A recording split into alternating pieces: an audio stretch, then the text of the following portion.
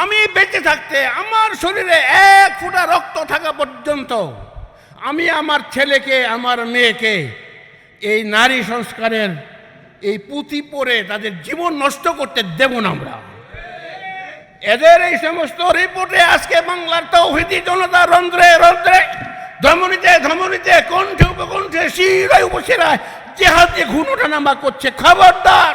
সর্বপ্রথম কথা হলো, আমি ছোট্ট একটি আয়াত তেলাওয়াত করেছি, ওয়ালাইসা যাকারু কাল উনসা। এই নারীদের বিষয়ে যারা আজে বাজে কথা বলেন, নারীদেরকে বেশ্যা বানিয়ে ভদ্রতা, উদারতা, আন্তরিকতা, স্নেহ, মায়া, মমতাকে যারা নাকি বিসর্জন দেওয়ার চেষ্টা করছেন, তাদের উদ্দেশ্যে বলতে চাই,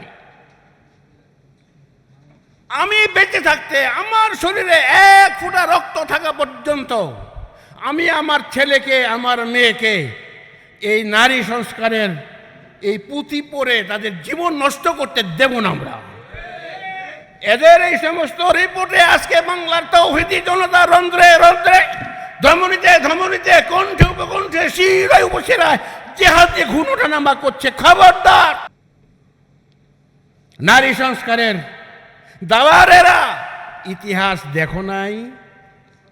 জুলাই, আগস্ট আর গত পরশুদিন কি ঘটেছে? আবারও যদি তোমরা এদেশের আলেমদের উপরে আল্লাহর দেওয়া, আল্লাহর মনোনীত ধর্ম ইসলাম সম্পর্কে আজে বাজে কথা বলো, তাহলে তোমাদের রক্ষা নেই।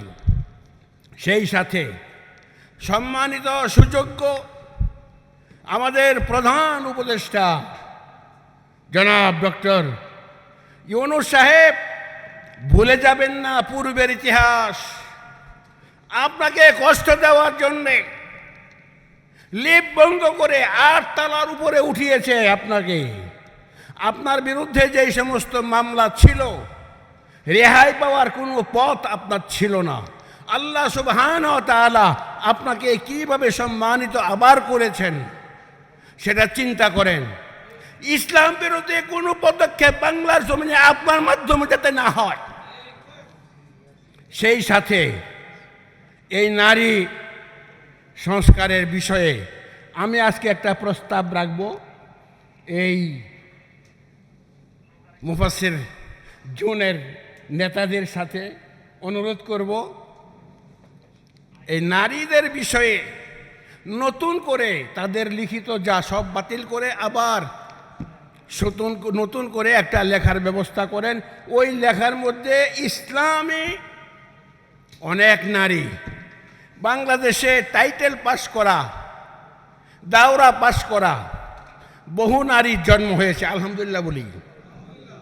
চিন্তা নাই ওই সমস্ত বেশ্যাদেরকে দিয়ে নারীদের উন্নতির কোনো চিন্তা করবেন না। আমার প্রস্তাব থাকবে, শামসুন নাহার নিজামী মানারাত ইউনিভার্সিটির সাবেক ভাইস চ্যান্সেলর, আমাদের শ্রদ্ধেয় নেতা মতিউর রহমান নিজামীর স্ত্রী, তাকে এই নারী সংস্কারের প্রধান করে নতুন করে এমন কিছু করেন যাতে নারীরা শান্তিতে থাকে। নারীদের উদ্দেশ্যে আমার ছেলে আমার মেয়ে পথভ্রষ্ট, লক্ষ্যচ্যুত, আদর্শচ্যুত, মহন্দ যাতে না হয় সে বিষয়টিও খেয়াল রাখার জন্যে সবার কাছে আমার একান্ত অনুরোধ থাকলো। ও আখিরু দাওয়ানা আনিল হামদুলিল্লাহি রাব্বিল আলামিন। আসসালামু আলাইকুম ওয়া রাহমাতুল্লাহি ওয়া বারাকাতুহু।